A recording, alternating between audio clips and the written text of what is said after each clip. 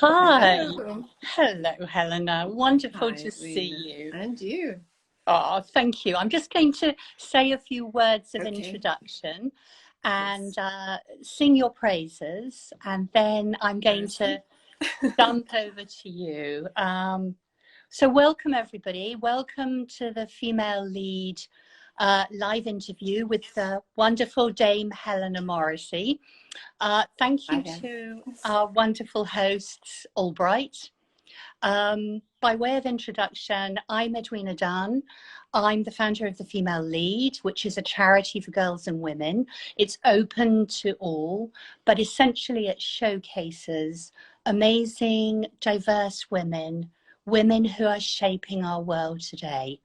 And we've created a beautiful book, films on all of these women who tell their stories and speak about their whole life, the ups and downs, which I suspect we might hear something of.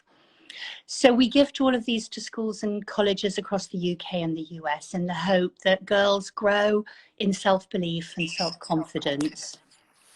And it shows really that we all require passion, resilience, and hard work, and a determination, essentially, to never give up.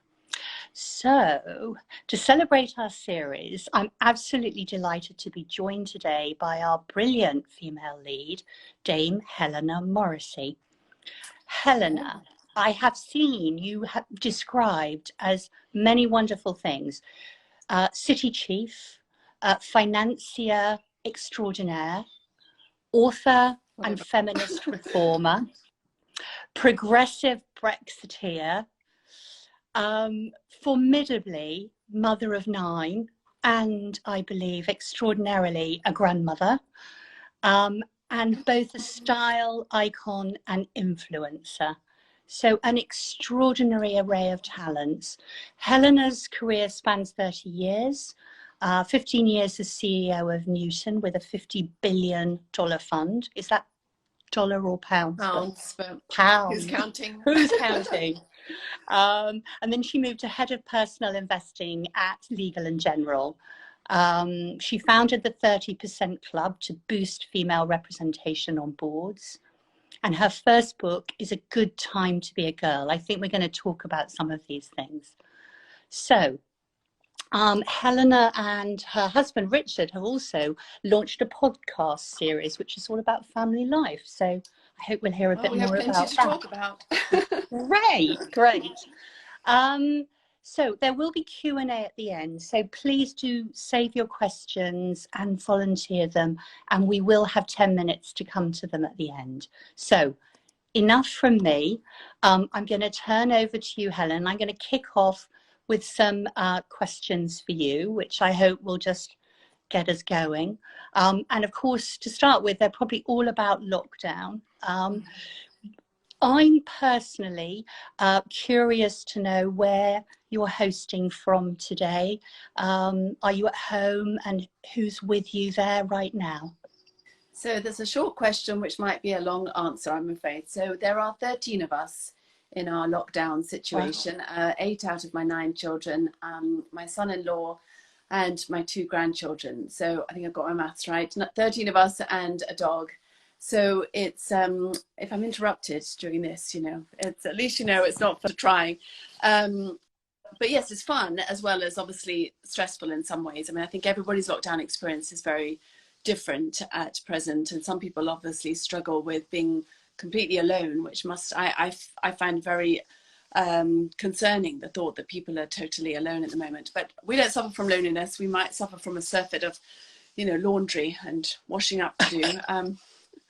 But it's we are tremendously adaptable as human beings, I think, and for many of us who we're in a lucky situation where we have a garden where the children can play. It's a little stressful this week with 4 of them going back to school, but so far so good.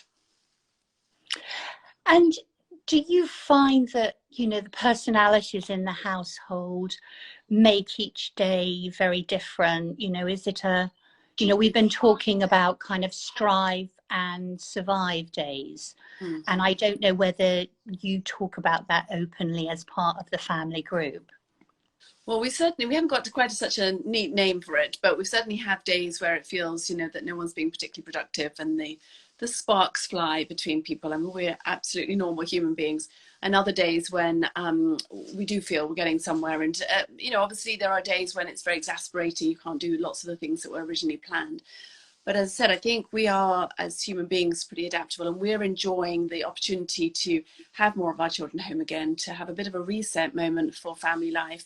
I mean, this is a real luxury to spend so much time, for example, with my grandchildren who are age 2 and now 6 months. They've been with us a month now, live in California normally. So it's kind of special to have that time, and trying not to wish all that time away. And I don't really want things to go back to normal. I hope that we will learn certain things from this experience, and in some ways, I know we do want to rush back to some aspects of our life before lockdown, but hopefully we can learn and improve as well. Yeah, that sounds really a valuable time to spend all together. Do you also hold any secret wishes for the first thing you want to do when lockdown is released? Are there sort of passions that you're holding on to? Well, I'm afraid I came up with a rather frivolous sounding one the other day when someone asked me the same question, and I said, oh, I can't wait for going out for a pizza. But that's partly because of this practical issues around, laying the table, washing up, and my older children are very good about helping. But I'm obviously looking forward to seeing my elderly parents. I mean, they're both 80, and I found that very, it's wonderful that we've mastered FaceTime through this whole experience. Before lockdown, we never could get them to FaceTime, but now we have group FaceTime chats. But it's not the same, and I'm really looking forward to seeing them again. So that will be very high on my list. So you're someone who always manages to, I think, pick out the value in any situation. And I wonder if you've got, for any of us, all of us, any of your essential tips for getting through these moments and making the most of it. Well, firstly, I mean, I'm a terrible to-do list person, as in I've always lived my life with lots of to-do lists, and I'm over ambitious about each day, and I write a long list. And often in normal times, I find that quite stimulating. It gets me kind of going and doing things in the day, and I enjoy that. During lockdown, I found that incredibly stressful. I have found that on those days when it's, as you say, strive and survive, you get to the end of the day and you just feel, well, miserable potentially at all the things you haven't managed to do. And I've realized that that's not the way to live my life in this situation. And I've compared notes with a few other sort of slightly hyperactive friends, and they've agreed that, we set ourselves really high hurdles oftentimes. And actually, it's really lovely to be able to step back and to try to develop a slower pace in certain ways. I think, there's a sort of nostalgia that's creeping in a little bit about the community spirit, and so forth that we're seeing in many situations. So that would be one piece of advice. So it's not a question of kind of letting everything go, but actually just being a bit kinder to ourselves and just doing whatever we can manage that day.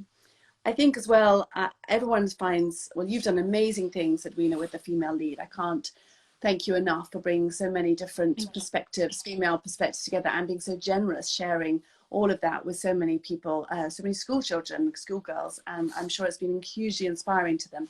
But I think it is a time to give a bit as well. It's empowering to mentor someone, to help them out. And sometimes we can get very introverted in the current situation, I think, and be very focused on our immediate situation and surroundings. And instead reaching out to someone that, is on their own, or just, calling somebody that you haven't spoken to for years. I think we're seeing more of our humanity come through.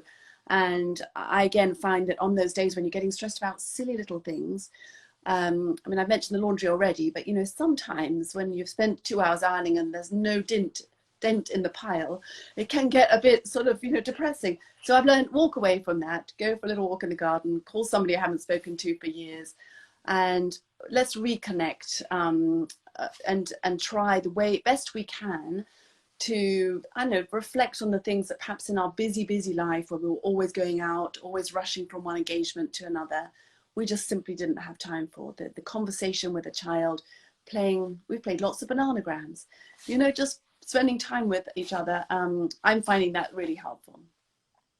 Oh, that's wonderful. I mean, I'm impressed you're still ironing, to be honest, because I've given up on that. The standards are starting to slip, I gotta say.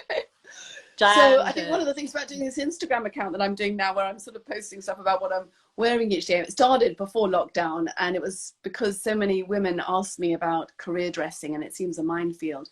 But of course, it was getting a bit of momentum, and I was enjoying the conversation, so I didn't want to stop it when we were working from home. So now it's taken on a new lease of life, but I do have to still, think about what I'm wearing, make sure I've done my hair. That's quite a good motivator if you've got to post a picture.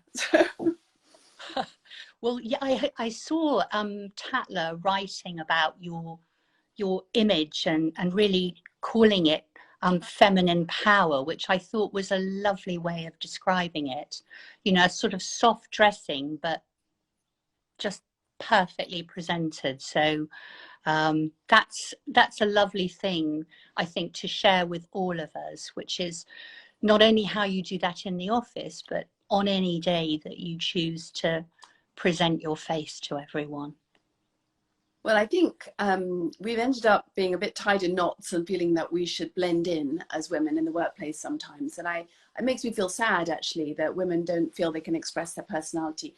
Almost everybody I know loves something about, dressing up or just, but also we can get stressed about it in a silly sort of way, I suppose, because we feel there's so many do's and don'ts. So I suppose what I've been trying to show is that you can be feminine and yet, powerful, hopefully, or at least authentic, be authentic and not feel that you have to adopt somebody else's uniform, because you're probably not going to be as good at your job or whatever it is that you're doing that day if you're dressed in somebody else's clothes. So I'm not telling people to dress like me, I'm just telling them to dress more like themselves and to hopefully enjoy it. Can I take you back, Helena, to something I know you've talked about many times before, but it's such an important thing. And I think, at times when people are worried about their jobs, I'd really like for you to take us back to, when you had your first child and you were kind of passed over for promotion because you'd kind of been boxed into this corner of sort of yielding your career at that time. Could you just say something about how that felt then and now, looking back? So I was the only woman in a team of 16. I was managing money in a big sort of city firm, and I had my first child, came back in eligible for the first promotion, and it was supposed to be no big deal. It was the first rung on the ladder, the first moment you weren't called a graduate trainee anymore. And my male colleagues got it, who joined the same time as me, and I didn't. When I asked what I was doing wrong, my boss, who was obviously a man, because everybody I was working with as a man, said, oh, there's nothing wrong with your performance, but there is some doubt over your commitment with a baby. Now, I had not expected that to happen. I was thoroughly bewildered, to be honest, and it sounds very naive to say that when I was in that male-dominated environment. But I thought, my aptitude or how hard I worked would be the success criteria. And in all honesty, you could look back at that moment and say that I was a failure. I had joined this firm as a high flyer. I'd gone off to New York, and then I missed the cut for the very basic promotion. And I honestly feel now it could have gone either way. If I hadn't had the responsibility of looking after a child, having to provide financially, I may have decided, oh, I can't cope with this. It's such an adverse situation. But I realized I had to strategize about my own career. I had to take ownership for my career. I couldn't sort of depend on just if I worked hard, people would notice and recognize it. And I recognized that I wasn't going to be able to change the culture of the firm that I was working for. So I did set about quite, in a quite focused way for the time, I suppose, trying to get a better position for myself. But as I say, it could have gone either way. And it taught me that actually every career, and I learned so early in my career, is a labyrinth or a, one step forward, two steps back. And very few people go in a straight line. And we all have to develop, whether it's a blow like that or losing our job or something happening. There are so many wonderful businesses, including those set up by female entrepreneurs, obviously, who are suffering so badly in the crisis at present. And learning how to pick ourselves up and to, take the next step to, if not back to where we started, then on the path to recovery is so important. Yeah. I think you met your husband at university, and you were quite young. You were both at Cambridge, and then you were married at 21, and had your first child at 24. When you talk now about family life and your ambitions with work, what reaction do you get? Do you get admiration and respect, or do you get some challenges? Well, both actually, which I'd expect. I mean, what we're saying is that family life, sadly, in society has unfortunately, for many people, been devalued. And as a, you know, we don't in the West necessarily set great store by the importance of, for example, eating meals together, spending time just hanging out together. And often, again, we've sort of isolated all people on the internet and doing their own thing, even within the context of our home. So that is quite a conservative view. And obviously people sometimes think, no, that's old-fashioned. And we think actually it needs stating at present, and there are other people who agree with us, but we feel that, you know, it's no surprise that there is such a problem about mental health, around feeling of loneliness, being isolated, if people aren't spending time with those people that, the expression blood is thicker than water, that we feel that actually the starting place to repair a lot of the damage in society is at the family. And so we've got this podcast. I mean, Richard teases me mercilessly on them. He's got one line in the most recent one which says, "From the horse's mouth," and he's talking about me, and I objected to that. But anyway, we kept it all in. We haven't sort of cut, it's a bit sort of slightly embarrassing, but yeah, frank conversations. And obviously as well, we know lots of parents, both men and women, are really trying to juggle it all the time. You know, the how we fit in work, careers, bring up family, time for ourselves, time as a couple, etc. That's a difficult act for anybody. And so we hope that by sharing some of our, I suppose, our strategies that we've developed over perhaps a little bit longer time than most people have young children at home. Our youngest is 11 and our eldest is 28. So we've certainly had repeated experiences over many years. So it's interesting, isn't it? So this thing that we've all been forced into, this situation that's not only our country but global, you know, this might be determined as such a moment of great change. And you've often spoken about how important women are in moments of great need, in moments where change is happening, that adaptability. And so, you know, I guess there's a hope from all of us, that actually by having everybody at home, there's a greater awareness of kind of all the jobs that need to be carried out. And I guess in many ways, that's really what you're surfacing and kind of making palatable. Yeah, I mean, I hope we're making it palatable, but I do think this current situation, whilst, as I said earlier, you know, a terrible and an economic tragedy as well as a health tragedy, there are. Did I switch myself off? No, I'm back. That what we can learn from this, and I actually do feel quite confident that this can be a game changer around ways of working. We've struggled for so many years to get across the point that we can work flexibly, that you don't have to sit in the same office at the same desk to make a contribution at work. But I think that still had a lot of stigma, that idea that, you know, you could work from home. I think people have thought, oh, that's just kind of taking it easy. Now that everybody's working from home and that men are seeing as well, you know, how difficult it is to do the sort of the domestic side of things and bringing up the children, doing the virtual schooling, etc. Or the women who've been at work and see now their husbands doing it. It's a really big shake-up moment, I think. And although I know we're all, as I said, longing to go back to some semblance of normality, it would be such a shame if we didn't say, look, we've learned now how to do this, and we shouldn't just all be exhausting ourselves, trekking into big cities, polluting the environment, making ourselves, you know, feel unwell from the commutes and so forth. Actually, this is a big opportunity to shake up how we work. And I think that would lead to more equal lives. I know of many couples doing this where, you know, the male partner has decided that he's going to supervise, for example, the children's work in the afternoon, while his wife can work, or vice versa. And they report, you know, that's really benefiting both their relationship, the family dynamic. Children are delighted to have their father engaged. if he wasn't so much before. So again, without wishing to sound sort of too Pollyanna about all the positives, I do think we need to kind of really log this fact. And as women, we need to make sure that we are making sure our line managers and so forth are very much aware of, they are, but it just needs pointing out sometimes, because very much, you know, people like to slip back into the old ways. And this is a big moment to seize for the whole flexible working idea.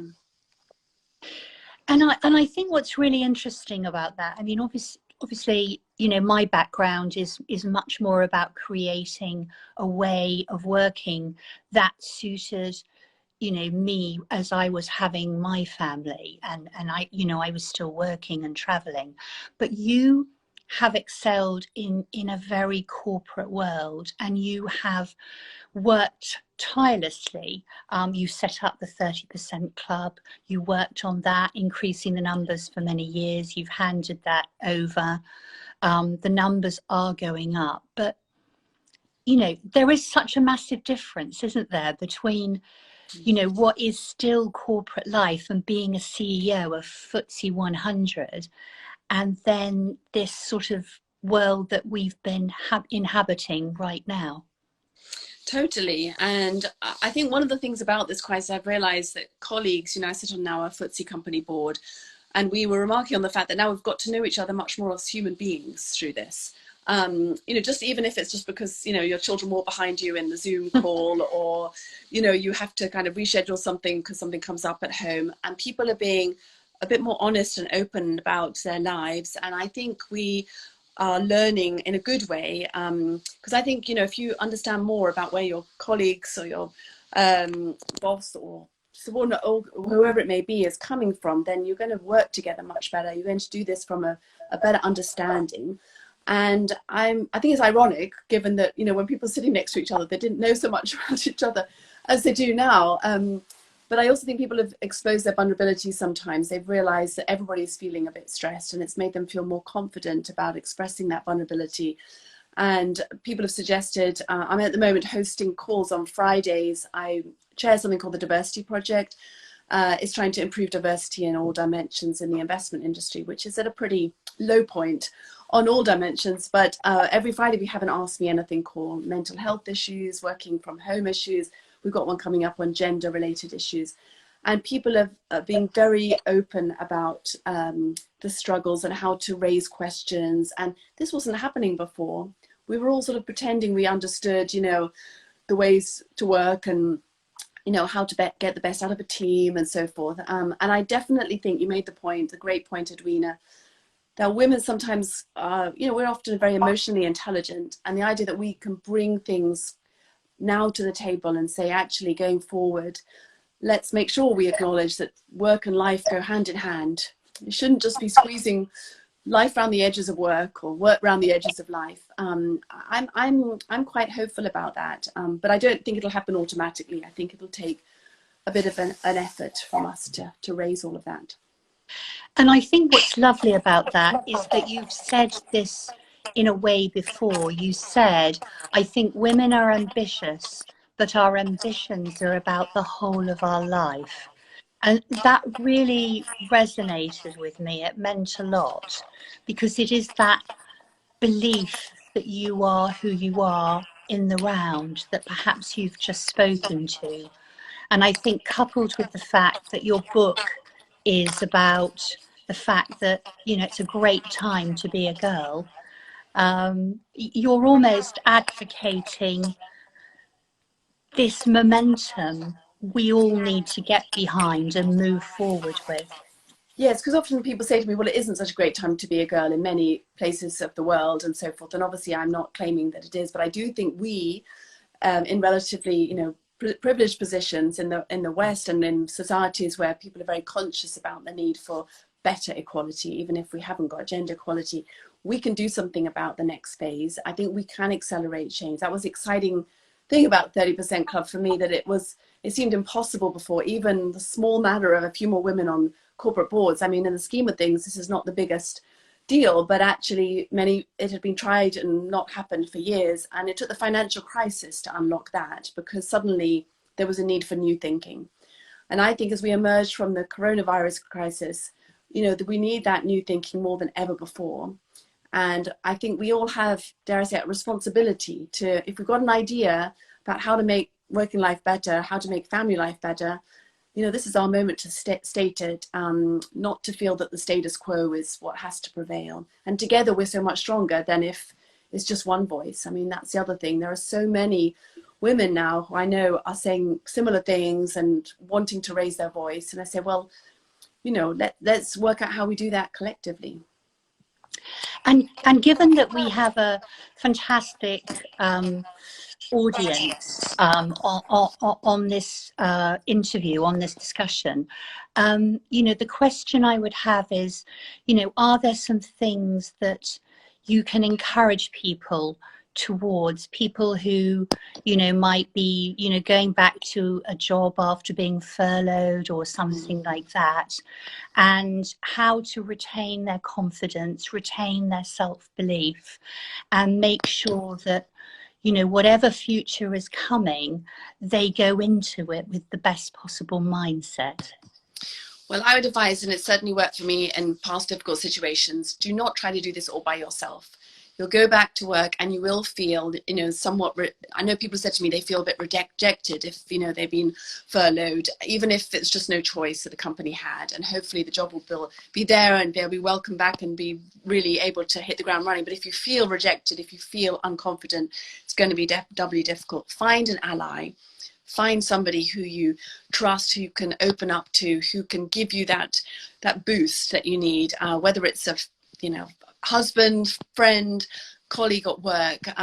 Just don't try to do it by yourself, because I think, again, we all try to put on a brave face, and sometimes that's well, that's not fair on ourselves, and we end up feeling, you know, more undermined because we're bottling it all up. So do talk to somebody. You have to take that first step to get back to work and build the confidence. I don't think you can expect just to go back and suddenly, yay, it's all great again, I'm feeling really ready to rock and roll.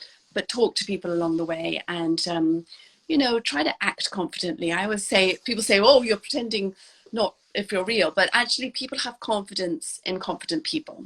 So sometimes just by smiling, you know, looking like you're ready for work, even if inside you're feeling a little bit unsure, you'll mirror, you'll radiate something, and people will believe in you. So it's a little bit of a, maybe I'm talking out of both sides of my mouth there. Be honest with people that you really trust, and maybe put on a, you know, a bit of an act with those if you're not 100% sure.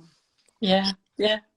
No, that's great. And I wonder, I sometimes, with the female lead, I sometimes can get criticism for it being about, you know, focusing on girls and women. And obviously that is the premise of what we're trying to do here. But I've always wanted very much boys and men to be part of the conversation. And so, you know, if as we go back to work, as we go back into normal societal situations, what do we hope men will say after all of this? It's a really unfair question for you, but you know, I value your response, actually. Well, I think that a lot of men will have a newfound respect for the other part of life outside the office. I think there's been a real eye-opening. Not obviously our home, my husband's been a stay-at-home father for 20 years, and so and I've been quite conscious through that. He's let me know when no, I'm just teasing. I do think a lot of men, they took pride, and obviously I'm very pro lots of men, I'm not trying to be anti-men in this, but a lot of men took pride in, you know, not really seeing their children during the working week, you know, using the office as a bit of a, you know, place to escape to, and not really engaging 100% in family life. And I think even if it's been forced upon them, they will now see how much it takes and have a real respect for that, for both their family members, but also their female colleagues. So I think there will be some real powerful male advocates for change after this. I was talking to a guy this morning who I'm working with on a particular project, and he was being, I mean, he's an entrepreneur, he's got his own business, and I thought he might be feeling quite concerned about it all. And he said, no, I'm really loving the extra family time, and really, you know, it feels almost like we've gone back in time, that we are together and making our own entertainment. And, you know, I think he'll want to carry on doing some of the work from home. So I think we'll have some powerful advocates for change that will affect women positively. Well, I must admit, I was a cynic about home working, and I've had to adjust my thinking quite a lot. So I think we can all learn some new things from, what's been going on. So I'm shortly going to sort of ask and see what sort of questions our audience has. But before I do, Helena, I've sort of glanced over some subjects in your brilliant career. Is there anything that we've not talked about that you would really like to put a spotlight on for a few minutes, or anything that, matters to you moving forwards? Well, you've very generously seem to have covered a lot of the big topics. I think one thing I just want to stress, as well as I think one thing I've learned over many years, and something that I try to encourage when I do mentoring, I always start with trying to encourage mentees to work out what sort of version of themselves they would like to exist in 3 years time or 5 years time. And that's not a sort of idle speculation. The idea is to try to prioritize what's important to you. And what I've learned looking sort of backwards over my career in terms of my own career has been that I've learned, not at the beginning, I've learned through mistakes or just not getting the priorities right, but I've learned how important it is to focus on what's really critical to your own life. And then in turn to try to, to make sure that you're looking around for the other people who you can see maybe working all hours of the day, not prioritizing their health. If I could make one ask of everybody listening, it's that you're just sort of aware of both what's important to you, but also in those who you're working with, because I think we can all get very, I use the word earlier, sort of introspective and focused on what's going on in our lives. And I've learned, that you can, in turn, it's a lovely big circle. You reach out to help somebody to try and encourage them to think more courageously, perhaps, about what they could achieve in their career. And then it comes full circle, and they later on can say something to you that just pulls you out of whatever moment where you've got an obstacle. So just, I suppose, the pay it forward bit is the only thing I'd like to just emphasize. That's really nice. And I know that, everybody at the Female Lead will be excited about what you've just said there, because, our whole philosophy moving forward is how you can help others, how you can lift others. Because we don't want people drawing up the drawbridge after, they've reached the lofty levels that some do. Well, you had that lovely slogan around International Women's Day, Together We Rise. And I firmly, I absolutely have seen, and it's been so exciting seeing how we've moved from the era when perhaps women were a bit nervous about helping other women out. They were thinking, oh, there's only one job and it's only one woman can get it, sort of thing. And now there's plenty to go around. It's not straightforward, today's environment. It's going to be difficult, I think, for many firms. But I'm a firm believer that you're right, that together we rise. Lovely. And one final, before I turn to the question, where does your drive come from? Where does that energy and hard work ethic come from? Because I know your parents are both teachers. They didn't push you, they encouraged you. Where does it come from? Well, as I've said recently on a radio show, I said, I kind of have no idea, really. I think we're somewhat born sometimes, and I'm not necessarily proud of it, because sometimes I think it's a bit hyperactive rather than, I'd like to be able to chill a bit more sometimes, although I'm learning now.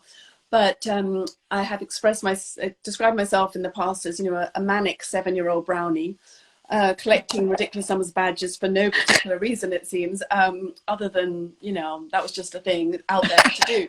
So I've learned to just accept it as a thing about myself. As I say, in 9 children, you have all sorts of characters, and we have those that are very driven, and we have those that are very chilled, and it takes all sorts to make a world, and I'm grateful for their differences. But yeah, not much I can do about it, but I hope I put it to reasonable good use. I remember when my excitement in my one time that I've ever been to Glastonbury, when I found myself in front of a beautiful singer who then turns out to be your oldest daughter, Florence, I believe. Amazing. Well, we've enjoyed, yes, her singing around the house, and Benjamin, her husband, who's also a musician, he has actually recorded our podcast for the family life and done some music on it. So they, at least if you don't like the words, you might like the music. So. Beautiful. Wonderful. Okay, so I'm going to ask you some questions that have come from our audience, Helena, which is you know, well, the first one is, how do you feel about doing things differently? You know, how do you feel about, you know, that change that unleashes something, I guess? Yeah, I mean, I've always welcomed change when it's taking us in a positive direction. I don't think we want to have change for change's sake, obviously, but I do think it's a great shame when we get stuck in a situation which we know is unsatisfactory and we know is not really working. And I think before all this happened, we were definitely, you know, lots of people have been struggling to make it all work. And we've had endless, I mean, all these diversity and inclusion efforts for many, many years, the efforts have definitely outweighed the results, I think, for most of those, including ones that I've done myself. And I think it's needed a really big shock to the system. So I think sometimes just we just have to accept and try to seize the moment when there is a change. If it's about me personally working differently and to slightly define by having more children or, you know, work and family or whatever, then again, I try to encourage people to be themselves, and there isn't a single way to live your life. Do it your own way. And I think building from that, and obviously someone thinking in the same way, what is the one thing I can do today to accelerate change, to reinvent the game? For me, I guess, is the purpose of the question. Well, I think, obviously I don't know anything about the circumstances of the questioner's situation, but I think building a group of others who feel the same way, reaching out to allies, I've used that word before. I've noticed even the most junior person in an office situation or an intern or something can come up with a brilliant idea. And often it's frustrating not to be able to get that idea heard because they're a lone voice, and sometimes the kind of, you know, lowliest voice. I mean, it's a terrible situation that people don't get listened to like that.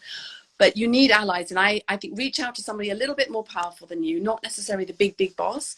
See what they think of the idea. Let's create a sort of snowball of thinking around it. People welcome at this stage, all ideas need to be on the table. And so I would just encourage you, just take that first step, reach out to somebody who you think would be supportive, and go from there. See if you can make one become two, two become four, you know, and get a movement going. And I think, again, building on that, there's obviously a lot of admiration and interest in why did you set up the 30% Club? What did you achieve?